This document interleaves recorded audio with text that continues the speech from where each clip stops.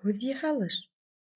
Һүҙ тамырҙан йәки тамыр менән ялғауҙан торорға мөмкин. Ялғауҙар үҙҙәре генә айырым мәғәнә аңлатмай. Улар ике төрлө була: яһаусы һәм үҙгәртеүсе ялғау. Үҙгәртеүсе ялғауҙар һүҙҙең мәғәнәһен түгел, ә формаһын ғына үҙгәртә, йәки яңы һүҙ яһалмай. Мәҫәлән, туп, туптар, тупты, туптың. Ә яһаусы ялғауҙар һүҙҙең мәғәнәһен үҙгәртә. Мәҫәлән, нимә? Эш. Ниндәй? Эшсән.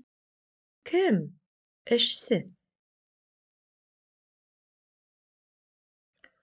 Һүҙ.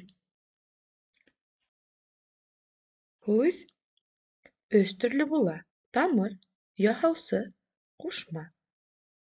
Тамырҙан ғына торған һүҙ тамыр һүҙ була. Мәҫәлән, йыр, таш.